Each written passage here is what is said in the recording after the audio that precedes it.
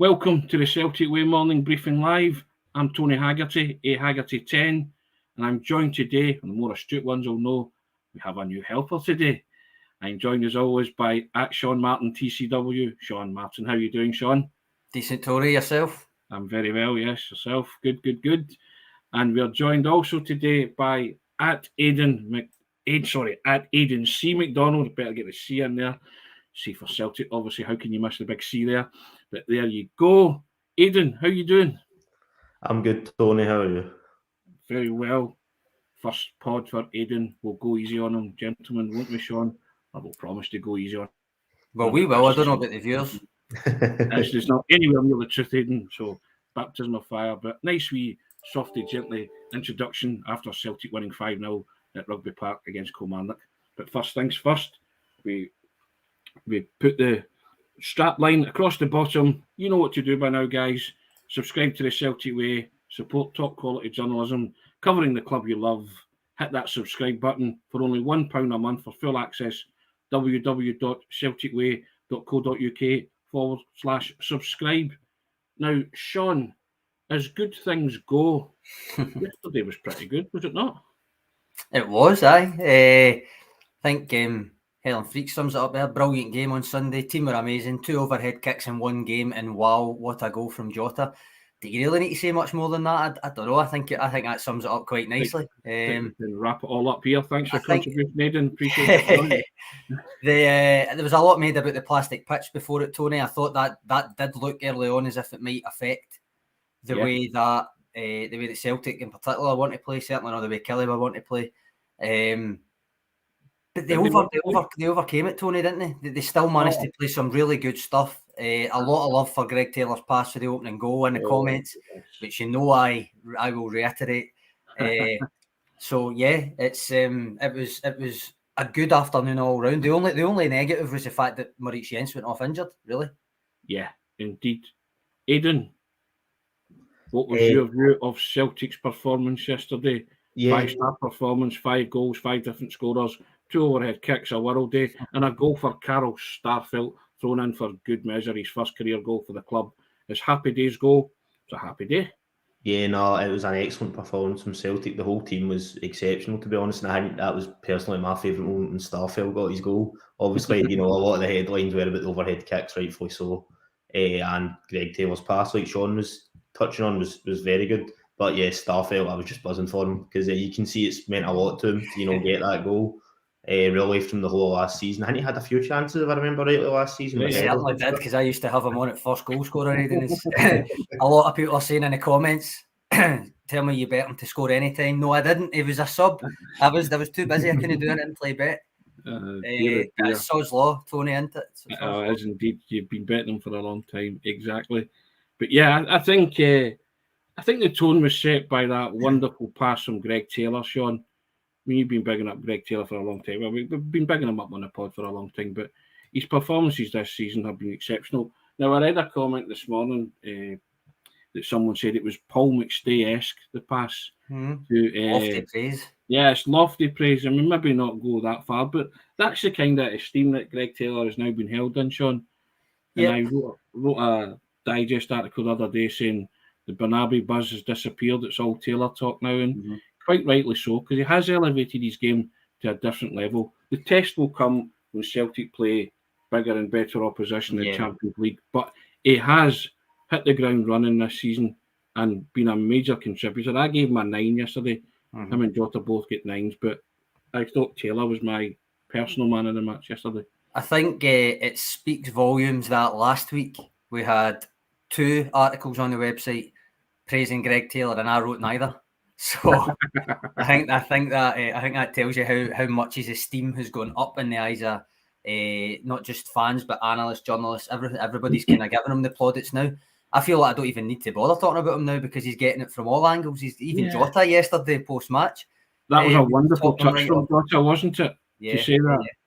Yeah. I mean, Aidan, you saw that togetherness there with the team. I mean, they all, to a man, ran to Carl Starfelt and there was lots of laughter, but there's that camaraderie there. But that Jota mentioned to Taylor, and Taylor put his arm on his shoulder as if, cheers, bud, thanks. You didn't have to say that, but I'll take it. but it was a nice touch, wasn't it? Oh, it was brilliant to see, and it, as you guys are saying, it really does show how strong the team spirit is at the club at the moment, and how really Ange and I'd imagine his management team's fostered that in the last 12 months is exceptional. When you look at, not to go back too much to negatives, but when you look at what they had to come in and take over, Constance was pretty much, but as low as it could be, probably, I would guess, with the players that were still there, and the fact he's managed to, foster that sort of relationship, and all the players seem to be getting on, fighting for each other, and they all seem like really good pals off the pitch and that as well. I think it's brilliant and can only be a positive. Yeah, definitely, Sean. You going to say something there, Sean? Sorry, there you go. Volume. Sean, you're muted.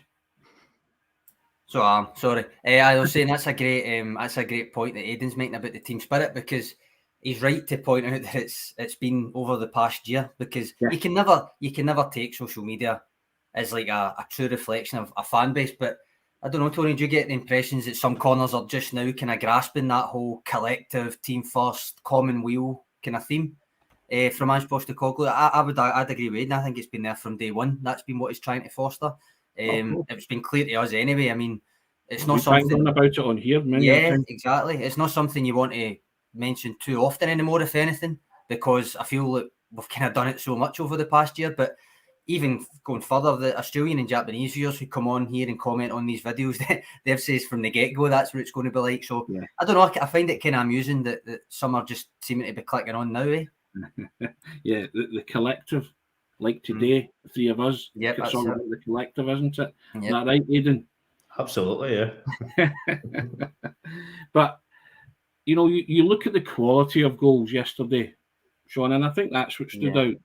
And the irony is, the manager Ange Postecoglou said the best goal was Carol Starfelt's goal. I guess there was sentimentality behind that, and the fact that the big man got his first Celtic career goal. But the quality of the other four goals were just sensational.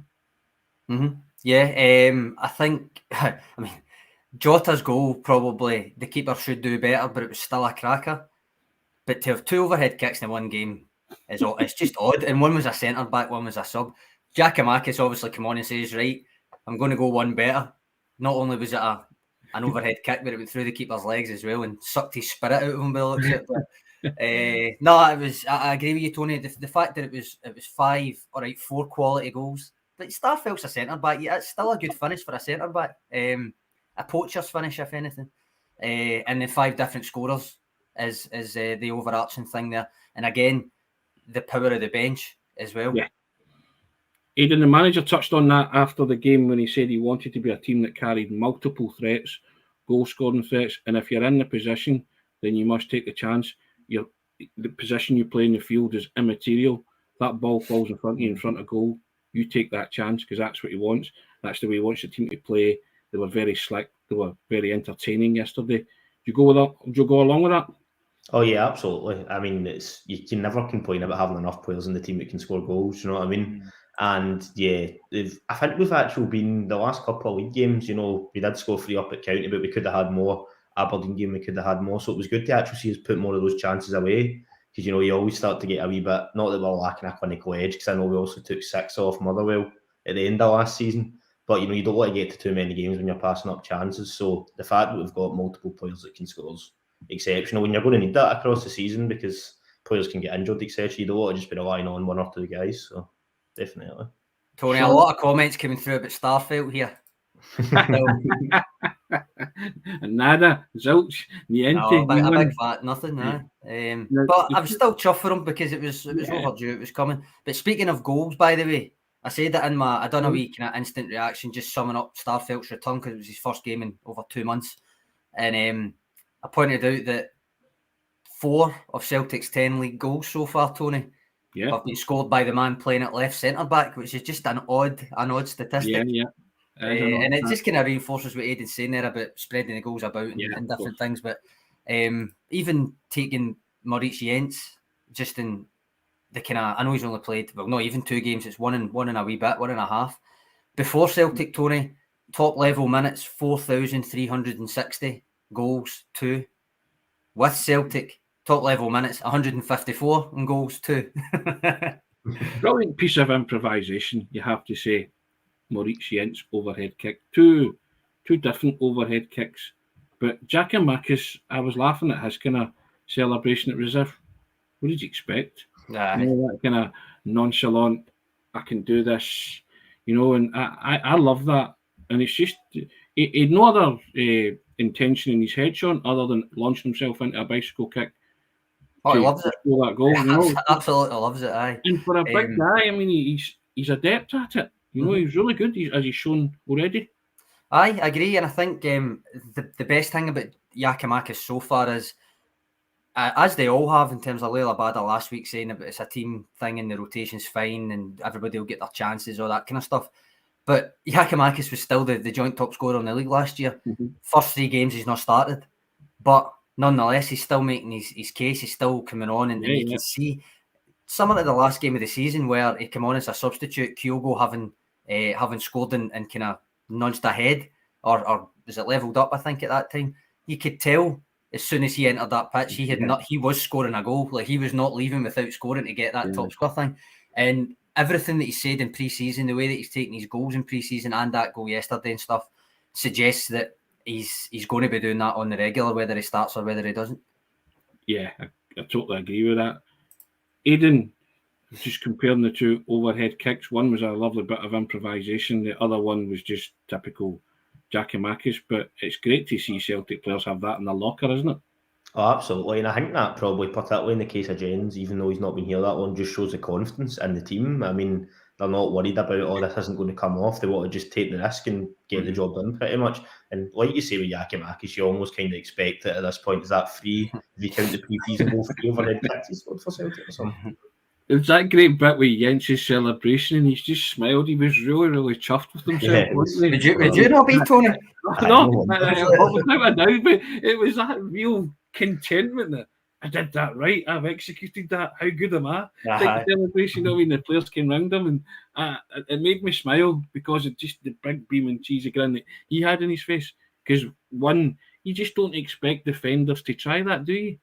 To be honest, no, you don't, and that makes it more impressive as well. The fact that he was a big centre back that not only took the risk but actually pulled it off as well, because it'd been easy for that not to go to plan there. Yeah, of course, and also that just shows. Aidan touched upon it there, but we touched upon it a long time as well, Sean. That just confidence oozing through the players. They're clearly told to go out there and express themselves, and as Joe Hart alluded to a few weeks ago, bring your best game to the table today. Don't play this game as if it's your best game day. I think they took that to the letter of the law yesterday at Rugby Park, Aidan. Yeah, no, definitely. Just without kind of repeating myself too much, I just thought everybody was exceptional. Like, just the way ball was moving quickly, everything that Ange Postecoglou would want from a team. Well, I don't like go as far to say it was probably his perfect performance, because maybe he would have liked a few more goals, but it's probably relatively close, I would say, taking into account the surface they're playing on as well. It was just, they were exceptional, and everyone was really, from Joe Hart front to back. Sean, one thing I did notice, and it's not criticism at all, just an observation more than anything, Greg Taylor's pass to Maeda, who squares it to Kyogo. Kyogo's pass to Jota. Yes. Who should have squared it to Maeda. Now, if I'm Ange Postecoglou, these are the things I'm picking up on. Potentially, I don't necessarily blame him for shooting. Yeah, but I think he could have squared it. The better option in terms of the kind of the easier option for the team would have been to square it. I don't necessarily blame him for shooting in that situation, but he also never finished it. The keeper pulled off a save, but I think he should have scored, or he should have basically done anything other than what he done. Which is the manager kind of picks up in these subtle. Yeah, very well. Look, I thought, don't blame me for having a shot, but in those situations, be the team player and square for Maeda for a tap-in. I agree. An observation. It's not a criticism in any shape or form. Maeda actually never had a shot. Yeah, statistically, but he still came away with 2 goals. 2 assists. That would have been some achievement if he came away with two goals without having a shot. And the reason I brought that up was as well, I agree with Edward Diver, because I thought that pass from Kyogo was a real defence split, and it was an absolutely wonderful pass. David Bradley, Maeda doing great work for the team. Love the wee guy. Sean, you were saying that Maeda would be a shout for top scorer. He's not scored yet, right enough. He's not taking a shot. But he's coming with a late run, isn't he, Sean? No, I mean, it's a slow burner. Once he gets one, it'll be like buses. They'll come along as many as you want, same time.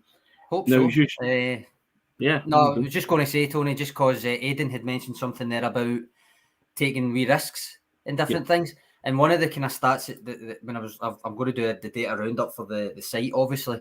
But Matt O'Reilly's performance, Tony, I don't know what you've made of it from the kind of eye test or whatever, but he got no assists, obviously. And his passing accuracy was really quite low. It was like less than 60%, which is pretty bad. Like, but what I would say is that tying in with what Aidan said there, that he was trying so many risky passes and maybe they just weren't coming off for once, that kind of thing.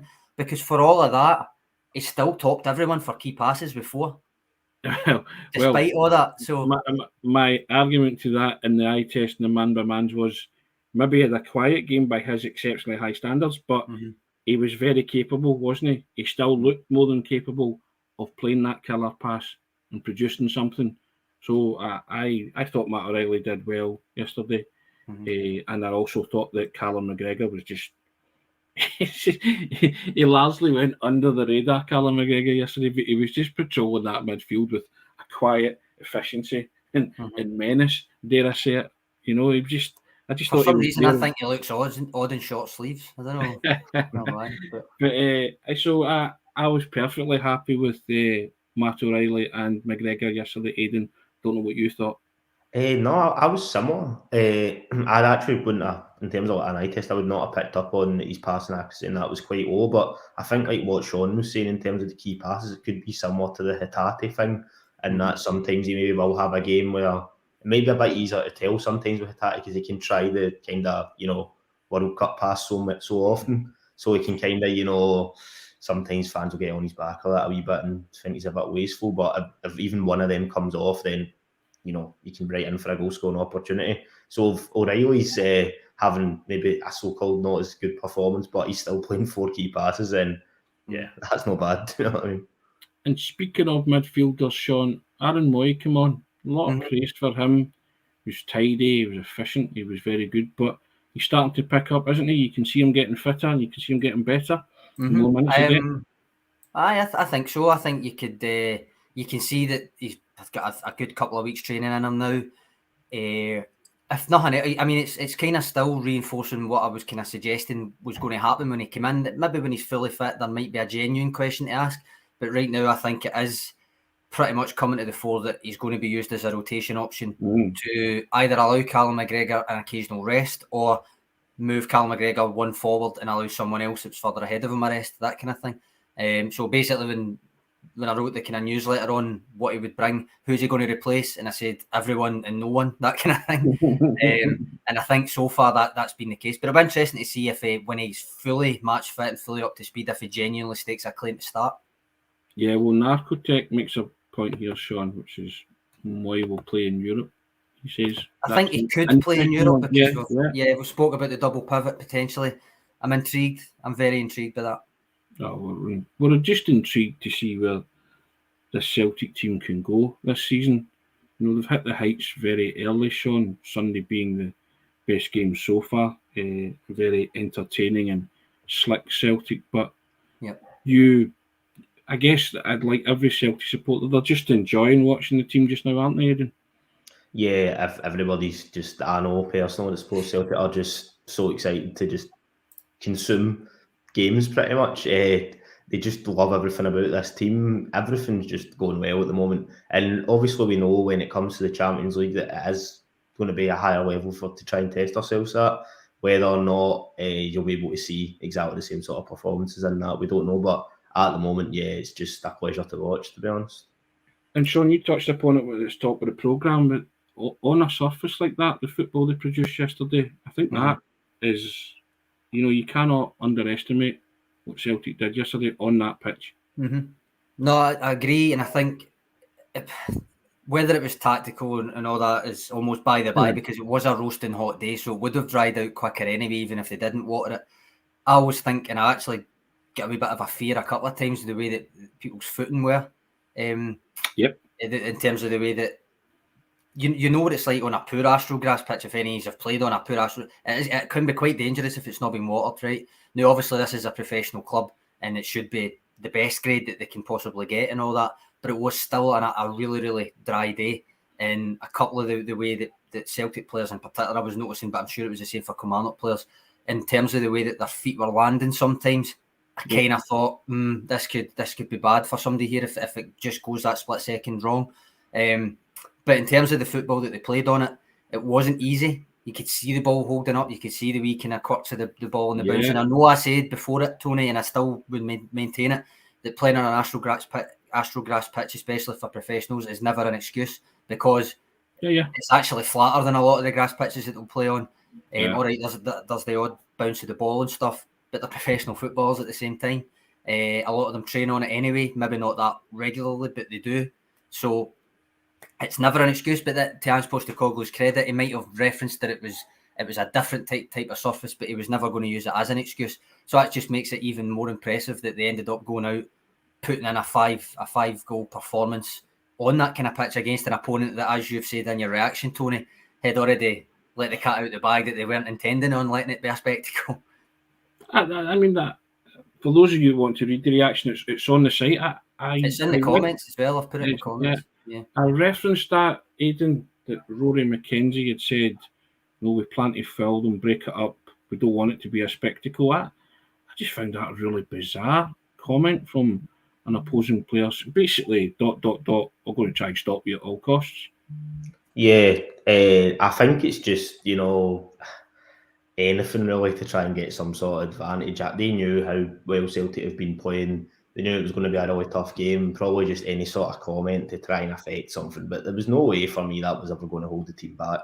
When I seen those comments, a worry would have been, obviously, potentially do get an injury if Kilmarnock are going in hard at the start. But Celtic were just moving the ball so quick they couldn't get near them, to be honest, for the majority of the game. I just, it's a sort of just nonsense you can just get sometimes from opposition players. But I didn't really look too much into that before the game, to be honest. But I don't read too much into these things either. I just felt it. I just thought it leapt out to me as being odd. I'm not saying that any kind of Celtic team talk will be prefaced around it, but it just seems to be that, he didn't have to say that. No, he didn't, Tony. I just felt you called it an honest comment, which I agreed with. Yeah. Because I think everybody knew that's the way that they're going to set up. But sometimes it's odd to hear someone actually saying it before the game. That was all. Yeah. But then, similar, and I can't really be a hypocrite with this, because I was quite happy with Georgios Giacomakis last season. Yeah. When he was asked the question about who's the best team, are you going to win all that kind of stuff, and just saying we're the best team, we're winning the league, that kind of thing. I know that you were kind of, well, do your talking on a pitch, wait, which is a legitimate response. But in the same logic for me, I can't really praise Giacomakis for being honest in that term, and that kind of thing, and then say, "Oh, Rory McKenzie shouldn't be saying that or anything." So, all for it.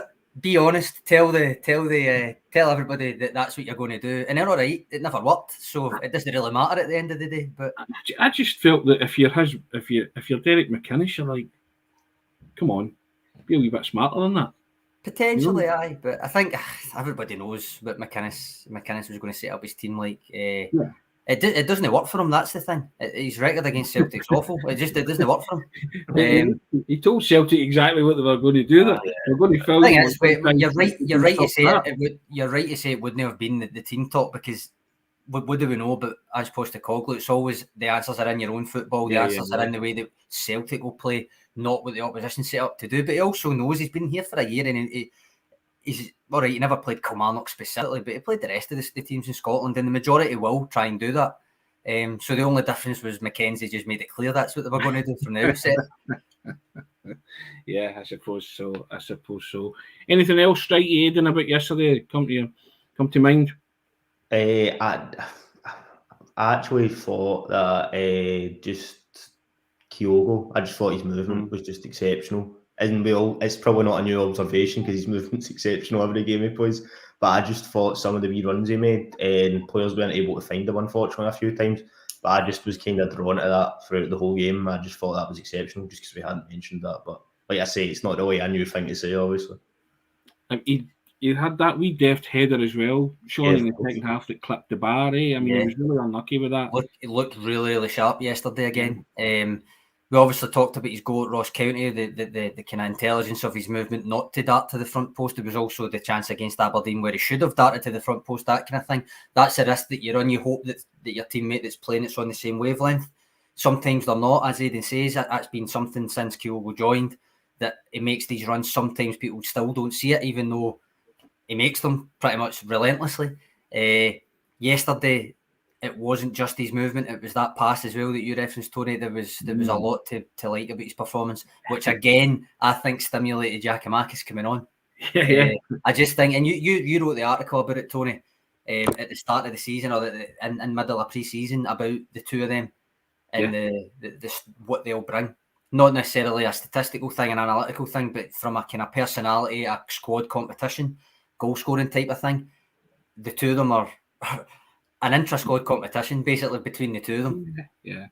I was laughing because Kyogo nearly fell over the ball, trying to put it in the net for the first goal. Aidan, after 7 minutes, he was that quick to get into the position that when the ball came across, he actually tripped over it and he got it out his feet. And even if he didn't do it with that touch, he would have done it with the second touch because he just followed it right in anyway. So, I mean, that's how desperate or that's how on the ball he was and sharp to be there when the ball came across. As soon as Maeda got it, he was on his bike. He knew where to go. No, I know his desire was excellent for that, and he's just always in the right place, really, at the right time. He, like Sean saying, even if somebody doesn't find him, he's always usually in that goal scoring position, and that's just it's a talent you can probably. You can't teach that, in my opinion. I just think that is just his natural ability, and the fact that we managed to pick him up for whatever it was about $4.5 million or something like that, is just an exceptional bit of business. And I think he is going to be crucial for us this season. Whether or not him or Giakoumakis ends up top goal scorer, I couldn't tell you. I wouldn't want to make that prediction, but Kyogo is just. What about Dyson Maeda? What about Dyson Maeda? Of course, that's the outside. That's the outside pick. Sean, I'm going to bring something up here, and not because it's just because it's constantly spoken about, and a few people have referenced it in the comments. It's just not going away. Ross Barkley. All right, okay, Celtic. Now, we don't tend to talk about a lot of stuff, rumours of transfers or whatever, until there's real concrete links, but it just seems to be that it's rumbling on, and every day there's a different mention of it, isn't there? Yeah, I'll take it on the kind of bare bones of would it make sense? Wages, no, just simply no, it wouldn't make sense. So that would be a massive stumbling block, I would think. But in general terms, he's only 28. He's not finished yet, as the joke goes. But I think he would suit, just given the type of player that he's been in terms of an athletic, physical presence, really quite talented on the ball as well, box to box. Probably would do well under Ange Postecoglou with that extra coaching. I think he would improve him as he does with most players. It would certainly add to the options. Would you be wanting? The thing is, given the way that the trajectory that his career's on, would you be hoping for a Joe Hart type renaissance? Is what I would argue.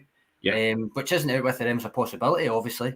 But is that the kind of thing that you're wanting at that point? And Pete McGee asked, "Who's he going to replace, Tony?" Yeah, well, I would argue probably replace nobody. Yeah.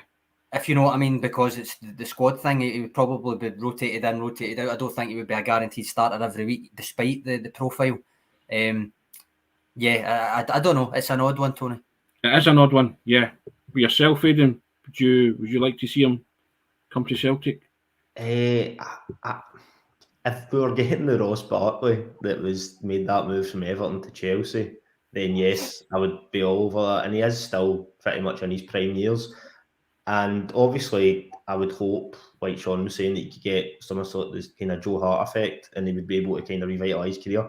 I don't know. I just always get always a bit on the fence when it comes to like his taking guys who maybe haven't really been involved or haven't really been doing that well. I don't know. But I'm guessing if we were to go for him, it would probably be a loan or a loan with an option to buy, given the wages. But so I guess it would maybe only be for one season, even if you had him potentially. I don't know. I'm a wee bit on the fence about it, to be honest. I wouldn't come out and publicly criticise it if we did sign him, but I was the same with Joe Hart, to be fair, as well. I was quite on the fence when we signed him. So, I think with Joe Hart, Tony, they managed to do the hat trick because it was very unlikely that they were going to get 3 keepers that had been on a downward spiral, and all 3 of them would turn to be really good for Celtic. Yeah. Fraser Forster had obviously been injured out of the team, came back up. That cup final appearance and just in general was really good at Celtic again. Craig Gordon had obviously been out of the game for 2 years, broken arms, looked as if he was never going to make it back, ended up making several hundred appearances for Celtic, winning all sorts of trophies. It was an unlikely hat trick that they were going for with Joe Hart, but they got it. So it's not out with the realms of possibility. I don't know. Yeah, I don't know. Yeah.